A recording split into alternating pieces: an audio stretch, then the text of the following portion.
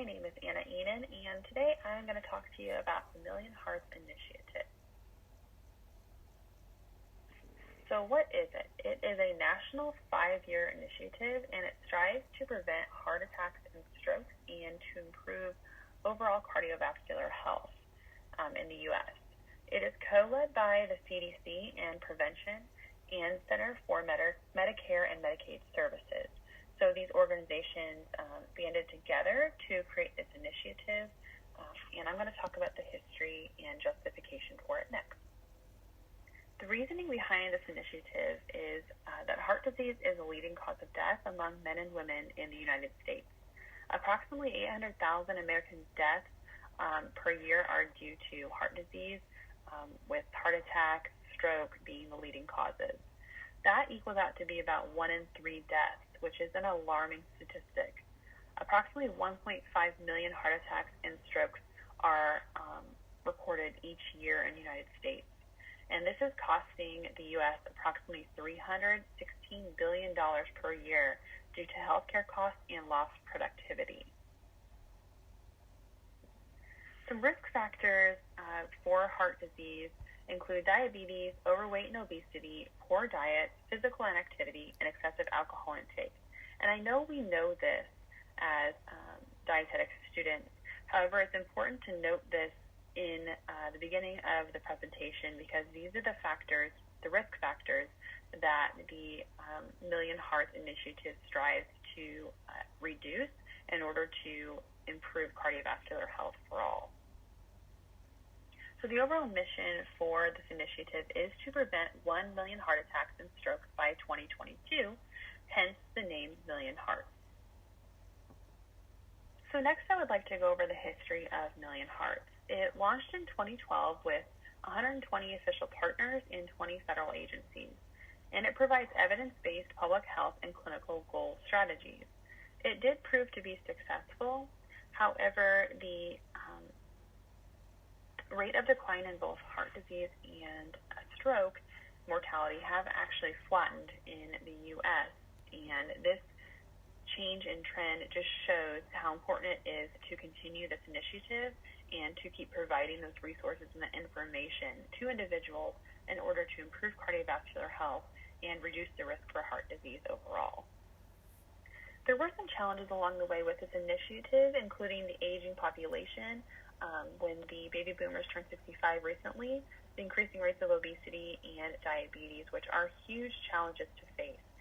However, there is a process in which to meet those healthcare goals and challenges, and in order to do that, you start with the system changes, such as policy changes and taxes, going down to referrals, so referring the patient or the individual to the correct clinician, healthcare facility or program, and then helping that individual enroll in those programs or make those appointments and encouraging them to participate in those. Now, it turns into the patient's responsibility when it comes to participation, and then going to adherence. That is the patient's responsibility, but also encouraging them to adhere to taking their medications and sticking with those programs.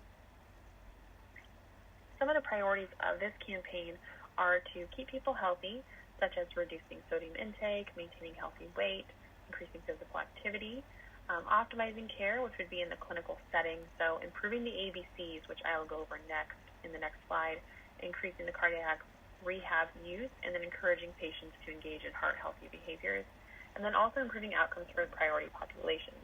That would be the most at-risk populations, such as African Americans with hypertension, the 35 to 64-year-olds, prior heart attack or stroke victims, and then people struggling with a mental disorder or substance use disorder. So this just explains the ABCs, which is aspirin when appropriate, blood pressure control, cholesterol management, and smoking cessation. And this right here is very important when it comes to managing heart health. And then also practicing healthy living habits, like we know that is very important to lessening your risk for heart disease. So here are some overall goals of Million Hearts. These are measurable goals that they do keep track of in their progress notes. It's to reduce sodium intake by 20%. improve those ABCs by 80%, like we just talked about, increasing the use of cardiac rehab by 70%, and then also a couple other things that are very important there. So some goals for the priority populations, which would be the most at-risk populations, would be to control hypertension in African Americans with hypertension, to control hypertension and increase medication use, such as statins, and increase physical activity in the 34 to 64-year-olds, to encourage cardiac rehab completion for people who have had a heart attack or stroke, and then decreasing tobacco use for those with mental or substance abuse disorders. And then some public health strategies for this initiative would be to provide lower sodium food options for individuals in order to lessen that heart disease risk, and then to put into place the nutrition policies, provide smoke-free spaces, and then maybe add taxes onto cigarettes, so increasing pricing, and then mass media campaigns, and then providing some safe places for physical activity and some peer support programs. Some clinical strategies would be taking a team approach with pharmacists, nurses, community healthcare workers, cardiac rehab staff, and implementing decision support and helping patients to gain control of their own health through patient portals and identifying gaps in care and how to bridge those gaps. And then also having daily meetings, these teams having daily meetings and going over the ABCs scorecard and recognizing undiagnosed high blood pressure, high cholesterol, or tobacco use in patients in order to prevent further heart damage or prevent heart disease altogether. And then providing blood pressure monitoring training to family members or to the patient themselves, encouraging medication adherence, providing some nutrition counseling or referring the patient to a dietitian, encouraging physical activity, and then encouraging tobacco cessation or smoking cessation. Some priority population strategies are more targeted, so this is kind of the same thing that I went over before, but more targeted approaches, so some medication adherence, community-based programs, referrals where needed, and some tobacco-free mental health treatment facilities might be helpful. So the partners that utilize or use the information given by Million Hearts are equipped with evidence-based material, and they are equipped with evidence-based material through the CDC, through webinars and public health grand rounds, which are hosted each month via webcast, and they do create discussion around major public health issues, and then also some progress notes. So these are just the results from the innovations and what the improvement was overall within these innovations, provided with facts and figures, and then some fact sheets, sample social media messages, and then there's also some examples here of programs that have been held. So the Hypertension Control Challenge is held by Million Hearts, and it's a competition that identifies clinicians or practices that have demonstrated exceptional achievements in working with patients to control hypertension. So they award these healthcare facilities with the Hypertension Control Champion Award. And then the Heart 360 is a pharmacist-led home blood pressure monitoring program, which asks participants to upload their home blood pressure measurements 3 to 4 times a week. And that did prove to be quite successful. So how is the information disseminated to the public or to patients?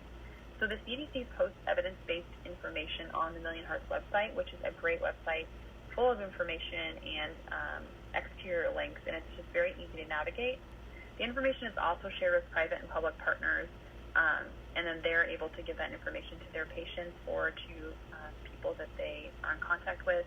The Million Hearts Initiative also has a Facebook page, which is wonderful, filled with lots of information and helpful links and videos.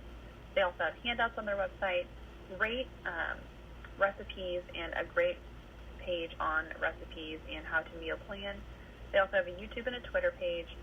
And then they have this self-measured blood pressure monitoring worksheet or packet that explains how to monitor your blood pressure at home.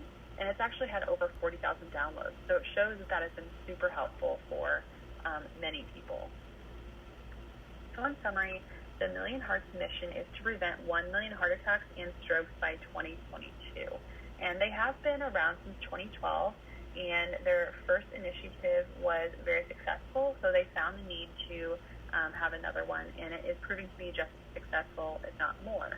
They partner with health systems, clinicians, and clinics in order to provide evidence-based information regarding heart health to those partnerships. It has proved successful, and it is looking to be successful again in the future. So it looks like it is a very successful program, and I look forward to seeing how it does in the future.